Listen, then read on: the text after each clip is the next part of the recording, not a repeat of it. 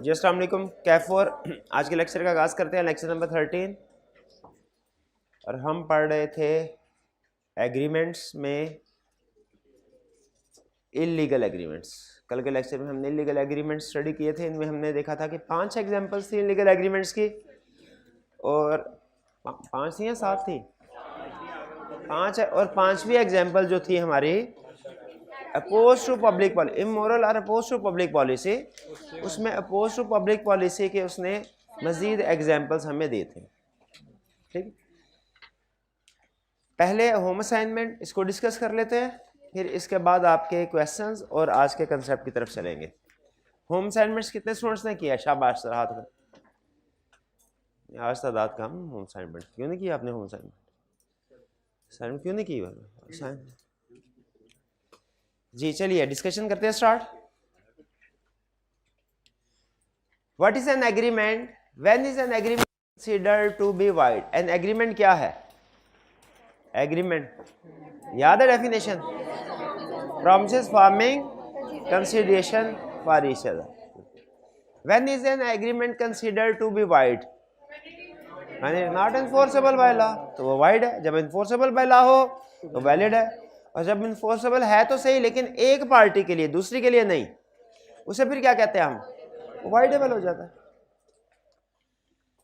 Next, state the circumstances under which the object of an agreement is considered to be unlawful. Object is considered to be unlawful. Question मेरा ये है कि इसमें हमने सिर्फ oppose to public policy वाली बात लिखनी है या वो सारी बातें लिखनी है? 500 बातें लिखेंगे पहले वाले, और मेरा ख्याल है सिर्फ वहीं तक रहते हैं, आगे अपोज टू पब्लिक पॉलिसी को एक्सप्लेन करने की जरूरत नहीं है, क्योंकि एक एक नंबर तो पहले वाले दो नंबर तो पहली वाली रिक्वायरमेंट्स के होंगे, इसके प्रोबेबली 2.5 या 3 मार्क्स होंगे, तो उसके लिए सिर्फ हेडिंग्स लिख देना काफ़ी है। अपोज टू पब्लिक पॉलिसी को डिटेल में डिस्कस करने की ज़रूरत नहीं है। क्लियर जी? इसमें कोई प्रॉब्लम? Next question 30। अमीर promises to obtain for फकीर an employment in public service and फकीर promises to pay ₹1,000 to अमीर. Is this a valid contract? Valid contract नहीं है। क्यों? सेल ऑफ पब्लिक ऑफिस क्या है? इलीगल। ये अपोज टू पब्लिक पॉलिसी है या सिर्फ इलीगल? तो हम लिखेंगे अपोज टू पब्लिक पॉलिसी है इसीलिए इलीगल है। दोनों बातें लिख देंगे कि इलीगल भी है और अपोज टू पब्लिक पॉलिसी भी। तो वाइड है। क्या उसने पूछा is this a valid contract? क्या हमारा ये सिर्फ इतना कह देना काफ़ी है कि ये वैलिड नहीं है, या हमें रीजनिंग बतानी चाहिए? ये जहन में रखिएगा, ठीक है। नेक्स्ट, ये जो मंडे आ रहा है 2 दिन के बाद, इसमें मैंने आपको केस स्टडीज़ को किस तरीके से अटेम्प्ट करना है ये सिखाना है। अभी तक नहीं सिखाया ना? अभी तक सिर्फ आपको केस स्टडी को पहचानना और इसका एनालिसिस करना सिखाया, इसको प्रेजेंट करना नहीं सिखाया, ठीक है। तो वो मंडे, देखिए उसके लिए जहन में रखिएगा एक बात, पहली अहम बात, हमने सिर्फ यस नो नहीं बताना होता कॉन्ट्रैक्ट वैलिड है या वॉइड है या वाइडेबल, बल्कि हमने उसकी रीजनिंग भी बतानी होती है कि किस बेस पे वो वॉइड है, ठीक है। Next, Abid, Sajid and Amjad agree to divide the cash obtained by tax refund on the basis of fake documents. Fake documents, ये है फ्रॉडलेंट एक्टिविटी है जी। तो इसमें पावर वर्ड कौन सा हुआ हमारा? सबसे है फेक डॉक्यूमेंट, इसको अंडरलाइन कीजिए। They also agreed to invest the amount in the business of Abid for mutual benefit for year. After year when Sajid and Amjad demanded their share, Abid refuse to pay. Can Sajid and Amjad recover their share from Abid? नहीं recover कर सकते, ठीक है। क्यों नहीं recover कर सकते? क्योंकि उन्होंने, अच्छा इसमें देखिए, इसमें वो आपसे 2 ट्रांजैक्शन का जिक्र कर रहा है।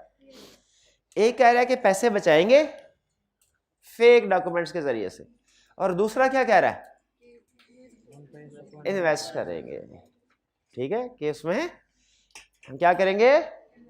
इन्वेस्ट करें। अच्छा, इन्वेस्टमेंट करने वाला जो बिजनेस है ना, काम है, ये एग्रीमेंट इलीगल नहीं है, ये एग्रीमेंट इलीगल नहीं है, लेकिन इस एग्रीमेंट को करने की जो बेस है वो इलीगल है। तो हम ये कहेंगे कि अब वो बिजनेस में से भी शेयर क्लेम नहीं कर सकते। हालांकि बिजनेस करना तो लीगल है, लेकिन बिजनेस में से भी शेयर क्लेम नहीं कर सकते। क्लियर हुई है बात? ठीक है, इसको एक छोटी सी, इस कंसेप्ट को एक छोटी सी एग्जांपल से समझते हैं। हम जो जिंदगी में 1 रुपया कमाते हैं उसमें हमें 2 दफा हिसाब देना। एक इनकमिंग अकाउंटेंट है ना, आपको तो पता है, एक होता है रिसीट, एक होता है पेमेंट। तो हमारे लिए सिर्फ रिसीट का हलाल होना ज़रूरी है कि जो हम पेमेंट कर रहे हैं, जो अखराजात कर रहे हैं, वो भी हलाल एक्टिविटीज़ पे होने चाहिए, दोनों हलाल एक्टिविटीज़ पे होने चाहिए। अच्छा मुझे बताइए, एक बंदा अगर चोरी करके किसी गलत तरीके से पैसे इनकम अर्न करता है और फिर उसके बाद किसी सवाब वाले काम में इन्वेस्ट कर देता है, अब मुझे ये बताइए क्या उसे उसका सवाब मिलेगा? क्यों नहीं मिलेगा? उसे ज़ीरो मिलेगा, ज़ीरो। उसे अच्छा काम करने का भी 1 नंबर जो मिलता है वो नहीं मिलेगा। क्यों नहीं मिलेगा? क्योंकि उसकी बेस गलत है। लेकिन अगर एक बंदा रिज़्क़ हलाल कमाता है लेकिन खर्च किसी ऐसे में कर देता है, ऐसी जगह पे जहाँ पे उसे नहीं करना चाहिए, ठीक है, तो मुझे बताइए उसे रिज़्क़ हलाल का 1 नंबर मिलेगा कि नहीं मिलेगा? वो मिलेगा। तो इसलिए याद रखिए, लॉ क्या कहता है, अगर आपकी बेस हम आगे स्टडी करेंगे, first to do legal and then to do illegal. कभी ऐसा होगा, कभी एग्रीमेंट्स होंगे ना, अभी तो आप सिंपल एग्रीमेंट्स पढ़ रहे हैं, एक ही होता है, आगे चल के 2 in 1 एग्रीमेंट्स आया करेंगे, उसमें 2 केस होंगे, एक होगा first to do legal things and then to do illegal things. उसमें हमारा कंक्लूजन क्या होगा भला? भाई लीगल वाला वैलिड है, जो इसके बाद इलीगल वाला, जो फाउंडेशन है ना वो लीगल है, वो वैलिड है, उसके ऊपर जो बिल्डिंग खड़ी की ना इलीगल वाली, वो वाइड है। ये भी आएगा आजकल, समझ रहे? First to do legal and then illegal. फिर एक और एग्जांपल आएगी जिसमें होगा first to do illegal and then legal. ये अब बुनियाद क्या है? इलीगल। इसके ऊपर जो बिल्डिंग खड़ी है वो लीगल है। अदालत जब ऑर्डर करेगी इलीगल को उड़ा दो, तो लीगल हवा में खड़ी रहेगी, वो भी उड़ जाएगी। यहां पे नोट कीजिए, दोनों ही एग्रीमेंट्स इन्फोर्स नहीं करवाए जा सकते। वो फ्रॉड वाला, फेक डॉक्यूमेंट्स वाला भी नहीं किया जा सकता, और बिजनेस क्यों, हालांकि बिजनेस वाला लीगल तो है, बेस, शाबाश। तो जब कभी, अच्छा ये तो आप समझ रहे हैं ना, थोड़ा एनालाइज कीजिए कि ये मल्टीपल एग्रीमेंट्स है, मल्टीपल एग्रीमेंट, या इन न्यू कह ले इसमें मल्टीपल चीजें एग्री हो रही है। एग्रीमेंट एक है लेकिन इसमें मल्टीपल चीजें एग्री हो रही है। भाई ये समझ रहे हैं, एक वो टैक्स वाला और एक बिजनेस इन्वेस्टमेंट वाला। तो चूंकि पहली चीज इलीगल है, बुनियाद इलीगल है, तो फिर उसके बाद जो दूसरी ट्रांजैक्शन है, दूसरा एग्रीमेंट है, वो भी इन्फोर्स नहीं करवाया जाएगा, ठीक है। चलिए आगे चलते हैं अब। तो इसमें साजिद और अमजद रिकवर करवा सकते हैं? नहीं, वो एग्रीमेंट लेके जाएंगे, जज पहली लाइन ही पढ़ेगा ना, दोनों ने कमाया कैसे है, दोनों को भाग जाओ इधर से। लॉ का एक सेंटेंस बोलते हैं, उसका एग्जैक्ट मेरे जहन में नहीं आ रहा, लेकिन उसका मतलब कुछ इस तरह का था कि only pure hands should knock the door of the court, यानी जो इनोसेंट पीपल है सिर्फ उन्हें ही इंसाफ मिलेगा। किसी मुजरिम जो है, मुजरिम जुर्म करने वाला है, वो हमारे पास ना आए, ठीक है, कोई जुर्म करने वाला हमारे पास ना आए। तो यहाँ पे फ्रॉड करने वाले हैं, ये फ्रॉड करने वाले आगे, तो क्या अदालत इनको इंसाफ देगी? इनके फ्रॉड की कमाई को ईमानदारी के साथ जो शेयर इन्होंने डिसाइड किया था उसमें डिस्ट्रीब्यूट करवाएगी? नहीं करवाएगी। क्लियर? ये चूंकि आज के लेक्चर में आना था कंसेप्ट से, मैंने थोड़ा सा डिटेल में डिस्कस किया। जी जी हाँ, कोलैटरल ट्रांजैक्शन का एक लफ्ज आया था। कोलैटरल ट्रांजैक्शन का मतलब क्या होता है? कोलैटरल ट्रांजैक्शन का मतलब होता है रिलेटेड ट्रांजैक्शन। रिलेटेड, जैसे बाजू का 2 in 1 3 in 1 होता है ना, तो आप एक बड़े एग्रीमेंट के साथ कुछ दूसरी चीजें भी एग्री करते हैं, उसके ऊपर हम बाद में डिस्कस करेंगे। फिलहाल सिर्फ कोलैटरल का वर्ड ज़हन में रखिएगा। कोलैटरल का मतलब क्या है? रिलेटेड, जो जुड़ा हुआ हो, जो चीज जुड़ी। कोलैटरल, कोलैटरल डैमेज आपने एक लफ्ज सुना होगा, ठीक है। कोलैटरल डैमेज, जब हाँ जब जंग होती है तो किसी दुश्मन को मारा जाता है तो साथ में कुछ मासूम लोग भी नुकसान पहुंच जाते हैं उनको। वो जो मासूम लोगों को नुकसान पहुंचता है उसे हम कहते हैं कोलैटरल डैमेज। कोलैटरल मतलब रिलेटेड। अच्छा आगे चलते हैं, next 31, comment on the validity of following agreements. बताइए ये एग्रीमेंट्स वैलिड हैं कि नहीं? बहुत से एग्रीमेंट। अच्छा एक चीज इसमें रखिएगा, क्या है इसमें, एक चीज याद रखिएगा, इनको आपने अच्छे तरीके से समझना है। एग्जामिनर इन्हीं एक एक दो दो लाइन की केस स्टडी को बढ़ा के पैराग्राफ की शक्ल बना के उसमें फैब्रिकेशन करके, फैब्रिकेशन उसमें स्टोरी स्टाइल में कन्वर्ट करके आपको टेस्ट कर रहा है। मेन कंसेप्ट जब इसको आप देखें ना तो वो यही है जो कि उसने आपको एक या डेढ़ दो लाइन में बता दिया। लेकिन एग्जाम में क्या करता है, इसी कंसेप्ट को थोड़ा स्टोरी स्टाइल में बना के, थोड़ा बढ़ा के, इसमें कुछ ट्विस्ट ऐड करके आपसे केस स्टडी पूछेगा। 31 comment on the validity of following agreement. इसका मतलब क्या है comment on the validity of following agreements? बताओ ये एग्रीमेंट वैलिड है, वॉइड है कि वॉइडेबल है? इसका मतलब क्या है, एग्जाम में जब आएगा comment on validity of following, इसका मतलब क्या है, वैलिड है, वॉइड है या वॉइडेबल? और आप ये ही बताएंगे वैलिड है, वॉइड है कि वॉइडेबल। फिर क्या बताएंगे, रीजन भी बताएंगे। Qadir fails to pay his loan and his house is auctioned for recovery. According to law defaulter is prohibited to bid, so he appoints an agent to bid for him and later transfer the house. अब मुझे पहली चीज ये बताइए, agent जो काम करता है वो एजेंट का काम समझा जाता है कि प्रिंसिपल का? तो इसका मतलब है उसने उसका घर नीलामी पे गया, उसने कोई लोन वगैरह नहीं दिया होगा। ला मना करता है कि भाई जिसके घर की नीलामी हो रही है वो बोली में हिस्सा नहीं लेगा। उसने साइंसदान बन के क्या किया, उसने किसी अपने एजेंट को कह दिया कि तुम जाके उधर बोली लगाओ और जब तुम बोली विन करो तो बाद में अपने नाम पे ट्रांसफर करके मुझे दे देना। लॉ को जब ये सारी सिचुएशन का पता चलेगा तो क्या आपके ख्याल में कानून साइलेंट रहेगा? नहीं, वो क्या कहेगा, इस ट्रांजैक्शन को वॉइड कर देगा। ये एग्रीमेंट क्या है, वॉइड है। क्यों भला?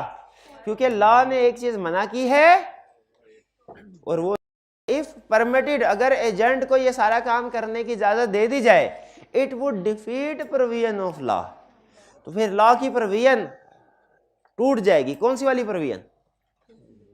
कि जिसके घर की ऑक्शन हो रही है वो घर खरीद नहीं सकता। और देखिए कॉमन सेंस भी यही कहती है, भाई उसके घर की ऑक्शन ही तब हो रही है जब उसने लोन वगैरह नहीं दिया और वो कह रहा है मेरे पास पैसे नहीं है। एग्जैक्टली यही तो लॉ कहता है कि अगर उसके पास पैसे हैं घर खरीदने के लिए तो वो लोन क्यों नहीं पे कर रहा। इसका मतलब है वो दो नंबर ही कर रहा है, उसके पास पैसे हैं तो हम अगर वो पैसे नहीं दे रहा तो हम उसके घर की नीलामी करवाएंगे क्योंकि पैसे उसने शायद कहीं छुपा के रखे होंगे। तो इन शॉर्ट एक चीज इलीगल थी, लॉ ने मना की थी, लेकिन उसने कोई चक्कर चला के उसको बाईपास करने की कोशिश की तो वो वॉइड है। B Abid Sajid and Amjad entered to agreement of the division of them again acquired them by fraud. उन्होंने कहा फ्रॉड करेंगे और फिर उसके बाद जो भी मुनाफा होगा हम आपस में बांट लेंगे। क्या ये एग्रीमेंट वैलिड है? इसमें पावर वर्ड कौन सा है, अंडरलाइन कीजिए इसको।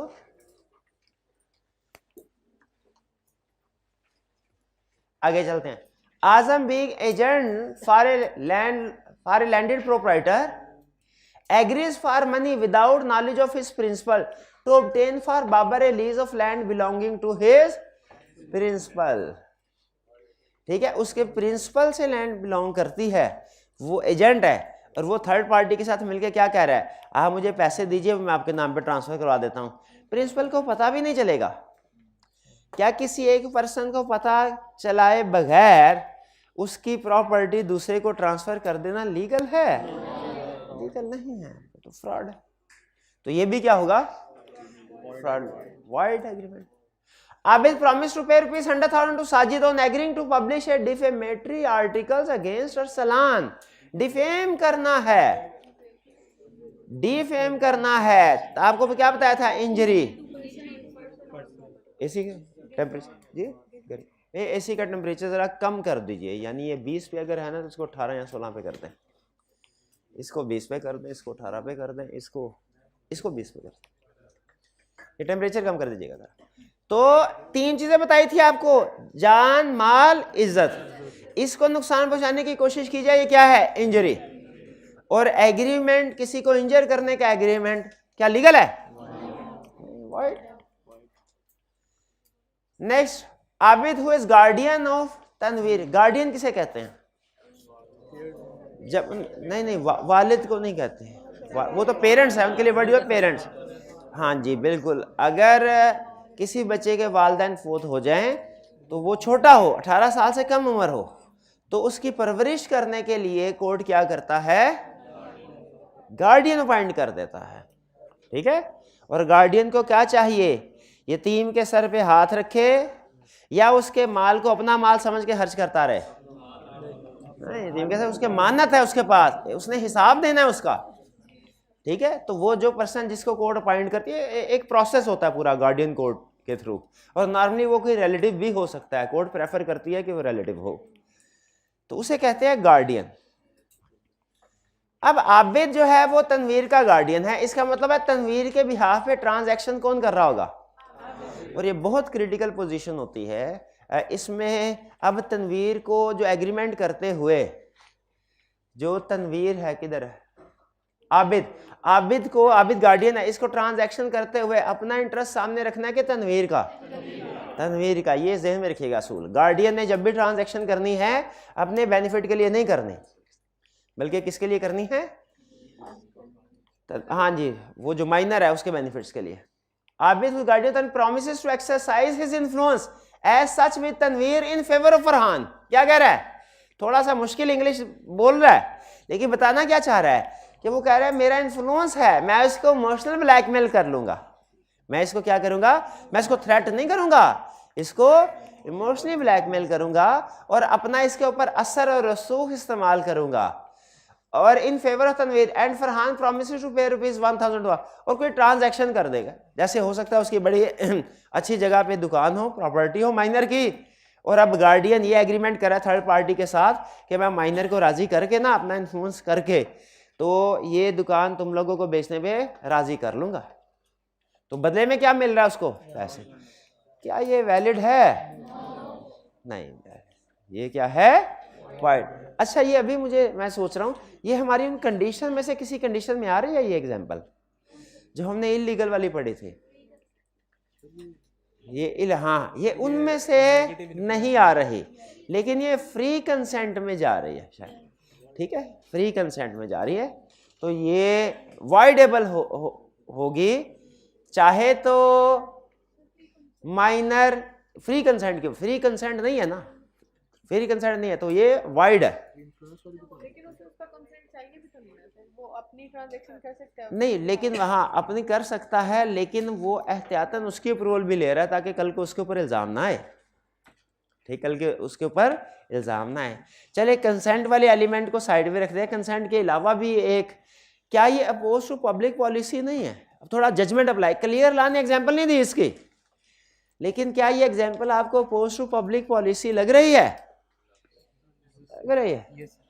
बाज़ औक़ात ऐसा होता है कि एग्जाम्पल्स क्लियरली कैटेगरी में फॉल नहीं कर रही होती, लेकिन आपको पता अंदाजा हो रहा होता है उसकी सेंस समझ के कि ये अपोज टू पब्लिक पॉलिसी या इलीगल। जैसे ICAP की बुक में एक और एग्जाम्पल आपके सामने रख रहा हूँ।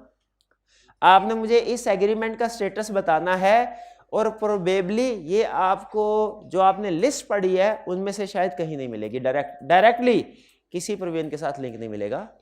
वो क्या? एक पर्सन मिस्टर ए ने एक मैरिड वुमेन को, बल्कि शायद यहाँ पे वो केस होगा भी शायद, हाँ, कुछ पैसे दिए और कहा कि अपने हस्बैंड से डिवोर्स ले ले। क्या ये एग्रीमेंट वैलिड है, इन्फोर्सेबल बाय लॉ है? फोर्सेबल बाय लॉ नहीं है। अच्छा, क्यों? ये किस लिस्ट में आता है हमारी किस लिस्ट में? Opposed to public policy. लेकिन सोचे क्या अपोज टू पब्लिक पॉलिसी में क्लियर एग्जांपल लिखी हुई है? ये वाली नहीं लिखी हुई।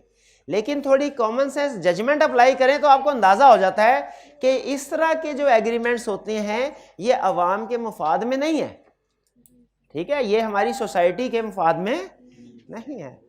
तो लॉ कानून इस तरह के एग्रीमेंट्स को क्या इन्फोर्स करवाता होगा? नहीं, इस तरह के एग्रीमेंट्स वॉइड है। देखिए इसमें मैंने आपको बताया बाज़ औक़ात ऐसा होता है किसी केस के ऊपर 2 प्रोविजन इस्तेमाल लग रही होती हैं। इस सिचुएशन में मैंने क्या आपको बताया रूल? दोनों अप्लाई करनी है। नहीं, ये तो नहीं बताया। जो आपको ज्यादा सूटेबल लगे ना पर्सनली, जो उसके मुताबिक सॉल्व करें, जो ज्यादा सूटेबल लगे। और अगर आपके पास मार्क्स या टाइम है, दोनों भी करना चाहें कर सकते हैं, कर सकते हैं, उसकी इजाजत दी है, रिकमेंडेड नहीं है। परमिशन है दोनों को डिस्कस करने की आपको, लेकिन रिकमेंडेड क्या है? दोनों में से आपको जो जिसमें ज्यादा शरह सदर हो, जो ज्यादा बेहतर लगे वो कीजिए, ठीक है। तो इसमें मुझे बज़ाहिर ये जो माइनर वाला है एग्रीमेंट, ये हाँ जी, इंजरी टू द पर्सन और हिज प्रॉपर्टी, इसमें से मैं प्रॉपर्टी का जिक्र नहीं किया क्लियरली, पर्सनल लिबर्टी वाला वो तो मैंने, एक मिनट ठहरिए, पर इसने प्रॉपर्टी का इसमें जिक्र नहीं किया। नोट कीजिए, क्या उसने ये बताया है कि ट्रांजैक्शन की नेचर कौन सी है? इसलिए मैं उस प्रॉपर्टी की तरफ नहीं लेके गया। अगर प्रॉपर्टी की बात करता तो मैं बिल्कुल कह सकता था कि ये मार्केट रेट से कम पे उसकी प्रॉपर्टी को सेल करने की कोशिश कर रहा है, जिससे उसे माली नुकसान पहुंचेगा, और ये इंजरी वाला केस है, ये वाइड है। क्लियर? तो ये एग्री करते हैं कि क्या गार्डियन जिसका इन्फ्लुएंस होता है माइनर के ऊपर, वो अगर माइनर की वेलफेयर की बजाय पैसे लेके थर्ड पार्टी की वेलफेयर के लिए माइनर को कन्विंस करने की कोशिश करे, कोई ट्रांजैक्शन करे, तो क्या वो ट्रांजैक्शन बाइंडिंग होनी चाहिए माइनर पे? वो नहीं बाइंडिंग होनी चाहिए, वाइड होनी चाहिए। अब रीजन आपके सामने दो हैं, एक आपके पास रीजन है पोस्ट टू पब्लिक पॉलिसी वाली, और एक रीजन है फ्री कंसेंट वाले। आप जिस पे कितने स्टूडेंट्स का ख्याल है ये पोस्ट टू पब्लिक पॉलिसी में जाना चाहिए? हाथ उठाइए जरा। कितनों का ख्याल है ये फ्री कंसेंट की तरफ जाना? फ्री कंसेंट वाले ज्यादा, बिल्कुल ठीक है, कोई प्रॉब्लम नहीं है। बुक में जाहिर है कोई एक ही सोल्यूशन लिखा होगा, लेकिन याद रखिए ये दूसरा सोल्यूशन भी वैलिड है। आगे चलते हैं। If a married woman was given money to obtain divorce from her husband and marry lender, later the woman refused to take divorce. अब बताइए क्या ये क्लियरली किसी एग्जाम्पल में है इलीगल में? नहीं, लेकिन क्या इसकी सेंस पढ़ के हमें अंदाजा हो रहा है कि ये एग्रीमेंट सोसाइटी के लिए गुड एग्रीमेंट नहीं, ठीक है। तो ये इसको हम इलीगल एग्रीमेंट कहेंगे, अपोज टू पब्लिक मुफाद आमा के खिलाफ है जी। नहीं, पर्सनल लिबर्टी नहीं, पर्सनल लिबर्टी नहीं। पर्सनल लिबर्टी होता है, वो पर्सनल लिबर्टी का कंसेप्ट अप्लाई होता है किसी के रहने सहने पे, खाने पीने पे पाबंदी लगाना, ठीक है, पहनने ओढ़ने पे पाबंदी लगाना, इस तरह की पाबंदियां ये पर्सनल लिबर्टी में आती है जी। हाँ, इसमें असल में उसने कहानी में ट्विस्ट नहीं बताया, उसने पैसे लेने के बाद रिफ्यूज किया था। पहले एग्रीमेंट हो गया था, उसने पैसे ले भी लिए और उसके बाद उसने रिफ्यूज कर दिया। तो इसमें जो लैंडर था वो कह रहा था मेरे पैसे तो वापस करो, मेरे पैसों का पैसे भी कोई नहीं, भाग जाओ, सबक है तुम जैसे लोगों के लिए, भागो। तो क्या वो पैसे रिकवर करवा सकता है? क्यों नहीं करवा सकता? एग्रीमेंट इलीगल है। और लॉ क्या कहता है? प्योर हैंड्स आए हमारे पास जी।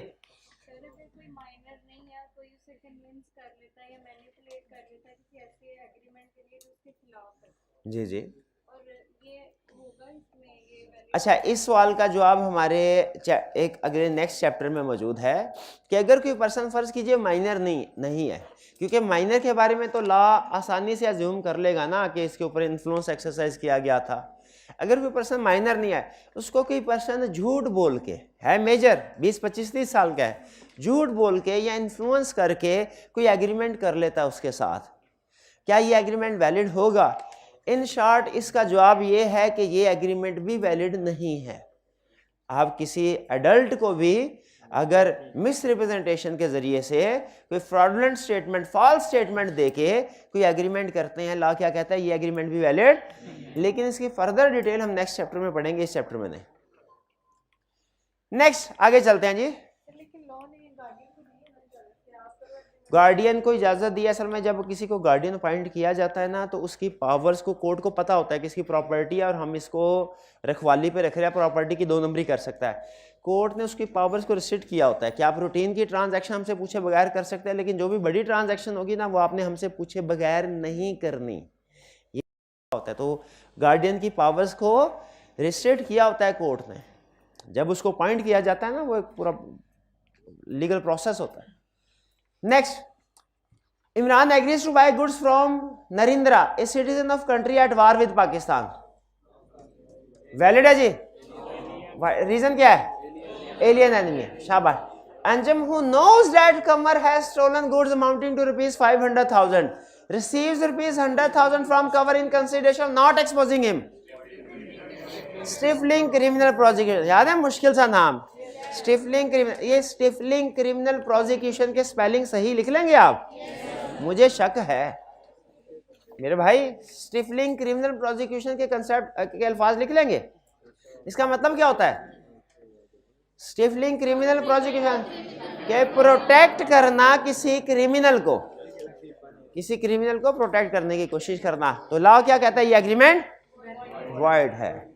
ये सिंपल इलीगल की लिस्ट थी या पोस्ट टू पब्लिक पॉलिसी में पॉइंट था? तो हम लिखेंगे ये पोस्ट टू पब्लिक पॉलिसी है, इसलिए इलीगल है, इसलिए वॉइड है। नेक्स्ट, अमीर प्रॉमिसेस टू ऑब्टेन फॉर फकीर employment in the public service, ये तो दोबारा आ गया है। फकीर प्रॉमिसेस टू पे ₹100,000 to Amir, sale of public office, illegal में है कि पोस्ट टू पब्लिक पॉलिसी में? तो पोस्ट टू पब्लिक पॉलिसी भी लिखेंगे, इलीगल भी लिखेंगे। Asif entered into an agreement with his in-laws to never meet his children if they pay him ₹5 million। बताइए कौन से वाला केस है? Parental rights. इलीगल की लिस्ट में है या पोस्ट टू पब्लिक पॉलिसी? तो पहले लिखेंगे पोस्ट टू पब्लिक पॉलिसी है, फिर लिखेंगे इसीलिए इलीगल है, फिर लिखेंगे इसीलिए ये वॉइड है। Next, an employer and employee agree that employee cannot enter into any contract for 5 years whether personal or professional in nature। याद रखें, एम्प्लॉयर एम्प्लॉइज के पहले ये कंसेप्ट डिटेल में हमारे सिलेबस में होता था, अब नहीं है। कंसेप्ट सुन लीजिए। एम्प्लॉयर अपने आप को प्रोटेक्ट करने के लिए एम्प्लॉय के ऊपर कुछ रिस्ट्रिक्शन लगा सकता है। जैसे हम कॉलेज के एम्प्लॉय है ना, हमारे ऊपर रिस्ट्रिक्शन है कि हम फुल टाइम एम्प्लॉय के ऊपर होती है नॉर्मल रिस्ट्रिक्शन, पार्ट टाइम के ऊपर नहीं, विजिटिंग के ऊपर, कि जब तक हम इस कॉलेज में एम्प्लॉय हैं हम और किसी कॉलेज में जाके पढ़ा नहीं सकते, नहीं पढ़ा सकते। ठीक है, लॉ कहता है ये पाबंदी रीजनेबल है, ये वैलिड होगा कॉन्ट्रैक्ट। लेकिन ये कहना कि हम किसी भी किस्म का कोई भी कॉन्ट्रैक्ट नहीं कर सकते, जैसे मैं किसी के साथ कोई सेल परचेज का कॉन्ट्रैक्ट भी नहीं कर सकता, ना पर्सनल ना प्रोफेशनल। अब बताइए, ये अब उसकी पर्सनल लिबर्टी को रिस्ट्रिक्ट कर रहा है कि नहीं कर रहा? ठीक है भाई, मैं जाती एग्रीमेंट तो जिसके साथ मर्जी करूं, मेरी मर्जी। प्रोफेशनल कह रहे हैं, ठीक है, मना कर सकते हैं। प्रोफेशनल भी वही जो कि एम्प्लॉयर से रिलेटेड हो, एम्प्लॉयर को प्रोटेक्ट करने के लिए हो।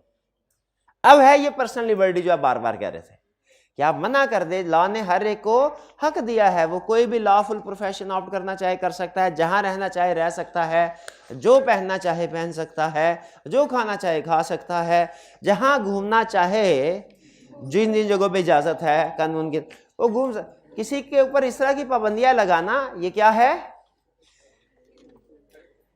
क्या है? पर्सनल लिबर्टी को रिस्ट्रेन कर रहे हैं आप, रिस्ट्रिक्ट कर रहे हैं। ऐसे एग्रीमेंट वाइड होंगे। इसमें पर्सनल का वर्ड ना होता फिर हम लिखते कि अगर प्रोफेशनल एग्रीमेंट है ना, तो ये अगर एम्प्लॉयर को प्रोटेक्ट करने के लिए है तो ठीक, और अगर प्रोटेक्ट करने के लिए नहीं है तो फिर जैसे एक जगह पे उसने एग्रीमेंट, अब ये देखिए मैं एग्जांपल आपके सामने रख रहा हूं, आपने बताना है ये एग्रीमेंट वैलिड है कि वाइड, या अगर वैलिड है तो किस हद तक। एम्प्लॉयर ने 3 साल का कॉन्ट्रैक्ट किया, आप 3 साल तक हमारे पास एम्प्लॉय के तौर पे काम करेंगे, और 3 साल के बाद किसी भी, जैसे कॉलेज है और ये टीचर है, तो कॉलेज टीचर के साथ एग्रीमेंट कर रहा है, आप 3 साल तक एग्रीमेंट कीजिए हमारे कॉलेज में पढ़ाएंगे, और 3 साल के अंदर भी किसी और जगह नहीं पढ़ाएंगे, और 3 साल के बाद भी और किसी कॉलेज में नहीं पढ़ाएंगे। कहीं ऐसा ना हो जो हमसे आपने चीजें सीखी हैं वो हमारे खिलाफ इस्तेमाल कर ले। ये एक रियल केस था, उसमें एक डॉक्टर ने एक अपने असिस्टेंट को चीजें सिखाई थी और मना कर दिया था कि जब तुम्हारी ट्रेनिंग कंप्लीट हो जाएगी ना, ट्रेनिंग तक तो तुम साथ हो, उसके बाद भी तुमने हॉस्पिटल कोई नहीं खोलना, किसी दूसरे शहर में खोल लेना जाके, इस शहर में नहीं खोलना। तो ये पर्सनल लिबर्टी के अगेंस्ट है। अब बताइए ये एग्रीमेंट आप जो मैंने इनके साथ किया है कि 3 साल टीचिंग में भी नहीं किसी और जगह टीचिंग कर सकते किसी और कॉलेज में, और 3 साल के बाद भी नहीं कर सकते, क्या ये वैलिड है? ला कहते हैं ये उसकी पर्सनल लिबर्टी को रिस्ट्रिक्ट कर रहा है। लेकिन वॉइड किस हद तक है ये भी सुने। अब मैं अगला कंसर्ट भी आपको देना चाह रहा हूँ। हम आपके जहन में ये होगा कि या तो पूरे का पूरा कॉन्ट्रैक्ट ओके होता है या पूरे का पूरा कॉन्ट्रैक्ट नॉट ओके होता है। ऐसी बात नहीं है। बाज़ औक़ात कॉन्ट्रैक्ट में डिफरेंट टर्म्स होती हैं या डिफरेंट चीज़ें एग्री की गई होती हैं, उनमें से कुछ चीज़ें अगर इलीगल है ना तो लॉ अगर सेपरेट किया जा सकता है उनको, तो लॉ उनको क्रॉस करता है, बाकियों को वैलिड करता है। जैसे इस केस में लॉ कहेगा जब तक ये एम्प्लॉय है तब तक कहीं और काम नहीं करेगा, ये रिस्ट्रिक्शन वैलिड है, रीजनेबल है। लेकिन दूसरी वाली बात कि एम्प्लॉयमेंट छोड़ने के बाद भी किसी और जगह ये टीचिंग नहीं करेगा, ये वाइड है, ये पर्सनल लिबर्टी के अगेंस्ट है। तो मेन कंसेप्ट आपने पिक करना है कि सम टाइम अगर तो केस छोटा है ना तो आपसे एक ही कॉन्ट्रैक्ट के बारे में पूछेगा कि बताओ ये वैलिड है कि वाइड है। और बाज़ औक़ात रिसेंटली पिछले 2-3 अटेम्प्ट्स में आई कि आपने 2 अटेम्प्ट्स में ऐसा करना शुरू किया है कि वो आपको एक बड़ा एग्रीमेंट है, वो एक अपग्रेड कर रहा है डिफिकल्टी लेवल, वो एक बड़ा एग्रीमेंट दे देता है, उसमें 4-5 चीज़ें एग्री की गई होती हैं, कहता है इसके ऊपर कमेंट करो। तो उन्हें अगर 5 चीज़ें दी हैं तो ऐसा नहीं होगा कि 5 की 5 वैलिड है या 5 की 5 वाइड है। आपने पढ़ना होगा इसमें क्या क्या चीज़ें एग्री की गई है। ठीक है, आज का कंसेप्ट भी इसी चीज़ के ऊपर है कि जब पार्टली कुछ चीज़ें एग्रीमेंट में, और ये आज का कंसेप्ट है इंतहाई छोटा और इंतहाई इजी, लेकिन एग्जाम पॉइंट ऑफ व्यू से इंतहाई अहम। आज से 2 अटेम्प्ट्स पहले तक ये इतना अहम नहीं होता था, लेकिन अब ये ज़्यादा अहम हो गया। हाँ, अगले नेक्स्ट अटेम्प्ट में मजीद अहम हो जाएगा, बिल्कुल ठीक है। तो इससे आपको पता हुआ ना कि हर सेशन में आई कैप का जो स्टाइल है या लेवल है, तरीक़ाकार है, वो आई कैप चेंज हो रहा है। सीए में ये ब्यूटी है। आप अगर बीए वगैरह के पेपर देखें, जल्दी से बात करके वापस आता हूँ, बीए के और दूसरे पेपर्स देखें ना, उनमें जो 20 साल पहले का पेपर सवाल है, क्वेश्चन है, वही अब भी आ रहे हैं। इसीलिए तो कोई मानता नहीं, वो सही नहीं मानता। पहले मैं जब आपकी एज में था मुझे बड़ा दुख होता था जब मैं सुनता था कि इंटरनेशनल लेवल पे हमारा जो इंटरमीडिएट का बच्चा पास होता है उसको मैट्रिक के बराबर भी अहमियत नहीं दी जाती। अब मैं कहता हूँ मैट्रिक क्या, उससे मिडिल के बराबर भी नहीं अहमियत होनी चाहिए, 8वीं के बराबर भी नहीं, जिस तरह का हमारा एजुकेशन सिस्टम है। ठीक है, क्योंकि आप जज्बाती होकर नहीं हमने सोचना होता, हमने तो रैशनल होकर सोचना होता है। एक बच्चे, एक कंट्री के बच्चे मेहनत करते हैं, सीखते हैं, प्रैक्टिकल नॉलेज है उनका, और दूसरे सिर्फ रट्टा लगाओ भाई, रट्टा लगाओ, फर्क तो होगा दोनों में। बहरहाल तो आई कैप हर अटेम्प्ट में इंप्रूव करती मुसलसल से। आप देखते हैं, आपने किसी और बॉडी में देखा होगा हर 6 महीने बाद सिलेबस चेंज होता होगा, आई कैप में होता है। आपके लेवल पे आपको लग रहा होगा क्या मुसीबत है, हर 6 महीने बाद सिलेबस, हर 6 महीने बाद पूछना पड़ता है सर वो यूट्यूब वाले लेक्चर वैलिड है कि नहीं है, सर वो पुरानी किताब वैलिड है कि, हर 6 महीने बाद पूछना पड़ता है। क्यों? आपके लिए प्रॉब्लमेटिक है, लेकिन मैं प्रोफेशनल, मुझे पता है। इसका मतलब यह है कि आई कैप ने मार्केट के ऊपर नज़र रखी हुई है। जैसे ही कोई नई चीज़ आती है आई कैप फौरी तौर पे उसको अडॉप्ट करता है। कोई नया लॉ आता है, आई कैप देखता है कि जी हमारे चार्टर्ड अकाउंटेंट को पता होना चाहिए, वो फौरी तौर पे उसको अपने सिलेबस में इंक्लूड कर देता है। ये गुड थिंग होती है in the long run. Short run में बैड थिंग है आपके लिए, लेकिन लॉन्ग रन में गुड थिंग है। इससे हमारे प्रोफेशनल अकाउंटेंट की वैल्यू ऐड होती है। बहरहाल आगे चलते हैं। ये हो गया था, ये कहाँ पे थे हम, एन एम्प्लॉयर। तो आपको समझ लग गई इसमें कि वो कह रहा है किसी भी एक, तो ये पर्सनल की वजह से क्लियरली रूल आउट हो गया ना, पर्सनल का लफ्ज। अगर प्रोफेशनल का लफ्ज होता ना फिर भी हम इसमें इफ करके आंसर करते कि अगर तो ये एम्प्लॉयर से रिलेटेड है तो फिर तो ठीक है, लेकिन अगर उसको प्रोटेक्ट करने के लिए, लेकिन अगर ये बिला वजह पाबंदियां लगाई जा रही हैं तो फिर वैलिड नहीं होता। वो अब पहले हमारे सिलेबस में होता था, हमने डिसीजन करने होते थे, हमें कुछ एम्प्लॉयमेंट कॉन्ट्रैक्ट देता था और कहता था बताओ ये वैलिड है कि नहीं। अब हमारे सिलेबस का हिस्सा नहीं, इसलिए मैं इसके ऊपर ज़्यादा डिटेल में नहीं जा रहा। नहीं, पर्सनल और प्रोफेशनल के पार्ट नहीं बता सकते। जैसे मैंने बताया कि पहले प्रोफेशनल वाला डिटेल में हमारे सिलेबस में था, तब हम पार्ट्स बनाते थे कि if to protect employer then valid, but if restriction is unreasonable then void. अब आपको ये करने की जरूरत ही नहीं है, आप शुक्र कीजिए उसने कहा है हर तरह के कॉन्ट्रैक्ट नहीं कर सकता, तो ये तो क्लियर कॉमन सेंस ही कहती है कि ये एग्रीमेंट नहीं होना चाहिए। 5 nearby fuel stations agree to charge price above the price fixed by regulatory authority। अब बताइए ये एग्रीमेंट वैलिड है कि वॉइड है? वाइड है, जरा देखिए वाइड है। क्यों वाइड है? क्रिएट मोनोपोली, ठीक है। अच्छा इस एग्जाम्पल को ना हम इसमें ट्विस्ट है। मोनोपोली, स्टूडेंट ने कहा सर मोनोपोली बता दीजिए, मैं मोनोपोली को एक्सप्लेन करता हूं। मोनोपोली किसे कहते हैं? मोनोपोली का मतलब होता है एक से ज्यादा सेलर्स हों। दो सिचुएशन है, मैं आपको बता रहा हूं, एक में मोनोपोली है एक में नहीं है। पहली सिचुएशन, एक मार्केट के अंदर 5 सेलर्स हैं, जो सबसे बड़े वाला सेलर है वो एक एक करके through different agreement, acquisition agreements अपने छोटे वाली कंपनीज को बाय कर रहा है। बड़ा मगरमच्छ छोटे मछलियों को, बड़ी मछली छोटी मछलियों को खा रही है, ताकि समंदर में एंड पे सिर्फ वही एक मछली बच जाए और वो अपनी मनमानी करे। बड़ा सेलर, बड़ी कंपनी छोटे छोटे बिजनेस को एक्वायर कर रही है ताकि एंड पे मार्केट में वही हो जाए। ये है मोनोपोली। ये एक एग्रीमेंट है। एक दूसरा एग्रीमेंट, बड़ी कंपनी और छोटी कंपनी ने मिलकर एग्रीमेंट कर लिया कि हम एक दूसरे के साथ कंपटीशन करते हैं, तो इस चक्कर में हम प्राइस को कम करते जाते हैं, हमें नुकसान होता है, कंज्यूमर को फायदा हो जाता है। आओ एग्रीमेंट करते हैं, हम में से कोई भी एक सर्टेन प्राइस एग्री कर लेते हैं, इस प्राइस से कम पे चीजें नहीं बेचेगा। बताइए, दो एग्रीमेंट आपके सामने रखे, एक एक्विजिशन वाला जिसमें वो कहता है कि जी एक ही कंपनी रहेगी मार्केट में, दूसरा वो कहता है नहीं बाकी कंपनीज भी रहे, लेकिन हम आपस में बिला वजह मारामारी जो है एडवर्टीजमेंट के जरिए से प्राइस कंपटीशन, इस चक्कर में ना पड़े। एक एग्रीमेंट वैलिड, एक वाइड। कौन सा वाइड? पहले वाला वाइड, दूसरे वाला वैलिड। पहले वाले को लॉ कहता है एग्रीमेंट टू क्रिएट मोनोपोली, दूसरे वाले को कहता है प्राइस रेगुलेशन। क्या नाम दिया? Price regulation. ठीक है, तो मोनोपोली एग्रीमेंट वाइड है। मैं एक मिनट, हाँ कार्टेल ही है ये, बेसिकली कार्टेल ही है, लेकिन इसमें सुन लीजिए, मोनोपोली का एग्रीमेंट वाइड, प्राइस रेगुलेशन का एग्रीमेंट वैलिड है।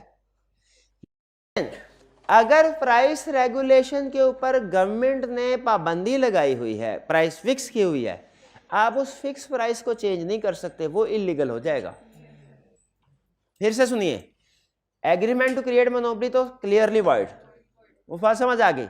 दूसरी एग्जांपल, अब अगर डिफरेंट सेलर्स मिलके प्राइस फिक्स कर ले, ठीक है, इसकी एग्जांपल मैं आपको देता हूं। फर्ज कीजिए कि प्रोडक्ट है, फॉर एग्जांपल कि मोबाइल बनाने वाले, मोबाइल मैन्युफैक्चरर कहते हैं कि जी हम में से कोई भी 20,000 से कम में मोबाइल नहीं बेचेगा, वरना हम एक दूसरे के कंपटीशन में प्राइस कम करती जाएगी, हमारा प्रॉफिट मार्जिन। ये एग्रीमेंट टू क्रिएट मोनोपोली है या टू रेगुलेट प्राइसेस? ये एग्रीमेंट वैलिड है। लेकिन अब मैं और एग्रीमेंट आपके सामने रखने जा रहा हूं, वो वाइड होगा और आपने दोनों में फर्क ढूंढना है।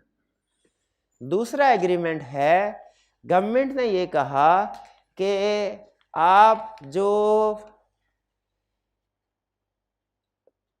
आपने देखा होगा घर से बाहर निकले ना तो रोजमर्रा की चीजें जो जैसे सब्जी भी खरीदने के लिए जाएं तो उस पर डीसी रेट्स के ऊपर लिखा, गवर्नमेंट ने कहा चीनी का जो मैक्सिमम रेट होगा ना, डीसी रेट मैक्सिमम रेट, वो होगा 150 रुपए। लेकिन शुगर कंपनीज ने आपस में मिल के एग्री किया कि हम में से कोई भी 180 से कम पे चीनी नहीं बेचेगा। है ये भी प्राइस मोनोपोली का एग्रीमेंट नहीं है, प्राइस रेगुलेशन का है, लेकिन ये एग्रीमेंट वॉइड है। क्यों वॉइड है? इसमें लीगल रिक्वायरमेंट्स की वायलेशन हो रही है, ये ध्यान में रखिएगा। एग्रीमेंट टू क्रिएट मोनोपोली, एक कंपनी बाकियों को बाय कर रही है या उनको कह रही है भाई निकल जाओ मार्केट से, मैं अकेला इधर आऊंगा, खबरदार आइंदा मुझे कोई इधर नजर आया तो पैसे लो और निकल जाओ मार्केट से, पैसे लो निकल जाओ मार्केट से, पैसे लो निकल जाओ मार्केट से। ये क्या है? मोनोपोली। ये एग्रीमेंट क्या है? वाइड। जेन में रखिएगा, पैसे लो मार्केट से निकल जाओ, ये क्या है? एग्रीमेंट टू क्रिएट मोनोपोली, ये वाइड है। और आओ सारे मिलके बैठो, कोई ना निकले मार्केट से बाहर, कोई ना जाए, आओ लेकिन हम एग्री कर ले कि प्राइस फिक्स कर लेते हैं, हमें से कोई भी इस प्राइस से नीचे नहीं बेचेगा। ये डिपेंड करता है। अगर तो गवर्नमेंट ने कोई पाबंदी नहीं लगाई हुई ना, तो फिर ये प्राइस रेगुलेशन वैलिड। लेकिन अगर गवर्नमेंट ने पाबंदी लगाई और उसके खिलाफ एग्री किया जा रहा है, तो वो गवर्नमेंट ने कहा पेट्रोल का रेट होगा 290 रुपये लीटर, सारे पेट्रोल पंप ने कहा नहीं, हमने 325 से कम पे बेचना ही नहीं है। पेट्रोल पंप सारे लाहौर में वही है जो पहले थे, कम कोई नहीं हो रहा। कहा 325 रुपये से कम पे नहीं बेचना। बताइए वैलिड के वाइड? वाइड क्यों? ये प्राइस रेगुलेशन नहीं है प्राइस रेगुलेशन, लेकिन गवर्नमेंट की लॉ की वायलेशन हो रही है। गवर्नमेंट ने जो ऑर्डर पास किया उसकी वायलेशन हो रही। भाई समझ आ रहा है आपको? मोनोपोली और प्राइस रेगुलेशन में फर्क समझ आ गया? ये कुछ स्टूडेंट्स मोनोपोली वाला बात मैंने कल बताया, कहा भी था आपसे कि मैं कल डिटेल में एग्जांपल के साथ बता दूं। अब क्लियर हो गया? ये पैसे लो और निकल जाओ मार्केट से, मोनोपोली। शाबाश। आगे चलते हैं फिर। Asif offered Basit to pay him ₹1 million if he procures a woman to marry his brother. ये कौन सा एग्रीमेंट हो गया? Marriage broker. भाई शादी इतना मुकद्दस काम और सुन्नत, और इसकी सेल परचेज होनी चाहिए? कोई नहीं होनी चाहिए, इसीलिए लॉ ने इसको वाइड का। लेकिन याद रखे, किसी को पैसे दे के कहना कि शादी करवाओ मेरी, ये एक अलग चीज है। और किसी पर्सन के साथ डायरेक्ट एग्रीमेंट करना, एग्रीमेंट टू मैरी, ये अलग एग्रीमेंट है। लॉ कहता है दरमियान में जो कमर्शियल पार्टीज आती है ना, ब्रोकर के ऊपर जोर है, ये वाइड है। लेकिन अगर कोई पर्सन किसी दूसरे के साथ वादा करता है कि वो उससे शादी करेगा, ये एग्रीमेंट वैलिड है। ये एग्रीमेंट क्या है? वैलिड है। Next, Arsalan promised to pay ₹10,000 to Arif if it rained today, and Arif promises to pay ₹1,000 to Arsalan if they did not. अच्छा, अब इसका भी क्लियरली जिक्र नहीं है हमारी लिस्ट में, लेकिन ये है जुआ, वेजरिंग है। भाई बारिश हुई तो पैसे मिलेंगे, बारिश नहीं हुई तो ये क्या है? जुआ, वेजरिंग है। वेजरिंग एग्रीमेंट क्या होते हैं? इलीगल। इन्हें पाकिस्तान पेनल कोड में कहा गया है कि ये इलीगल है, जुआ जुर्म है। ठीक है, कल लगेगा ना जो कल के मैच पे जुआ, तो पुलिस भी एक्टिव हो जाएगी, छापे मारेगी। ये इनके मुखबर होते हैं, बता देते हैं। लिखा हुआ है, क्लियरली लिखा हुआ है, फिर तो आसान हो गया, एग्जाम्पल ब्रैकेट में लिखा होगा। हाँ, तो ये एग्रीमेंट क्या हुआ? Void opposed to public policy है कि डायरेक्ट इलीगल है? डायरेक्ट इलीगल है। शाबाश। Oh, Habib agreed with Arsalan that he will buy a refrigerator from Arsalan for ₹80,000 if Habib won a wager within next week. अगर मैं जुआ जीत गया तो फ्रिज खरीदूंगा। अगर मैं जुआ जीत गया, आगाज कहां से हो रहा है? पहले क्या काम करने को कह रहा है? अच्छा, उसने ट्विस्ट कहानी में ये लगाया कि पहले रेफ्रिजरेटर की बात की, लेकिन अगर आप इसको थोड़ा समझे ना, तो असल में कह रहा है कि पहले मैं जुआ जीतूंगा फिर फ्रिज खरीदूंगा। तो ये एग्रीमेंट वैलिड है कि वाइड है? बेसिस की गलत, शाबाश, इलीगल है। क्लियर जी? चलिए, अब तो शायद मजीद कुछ क्वेश्चन थे, फिलहाल मैं मजीद क्वेश्चन डिस्कस नहीं कर रहा क्योंकि आज का कंसेप्ट जो है फिर उसके लिए टाइम नहीं बचेगा। बाकी क्वेश्चन इंशाल्लाह कल डिस्कस करेंगे। अभी मैं फ्रेश कंसेप्ट की तरफ जाना चाह रहा हूँ। कोई एतराज तो नहीं आपको? चलिए जी, पॉज कीजिएगा, ये सेक्शन लगा रखें।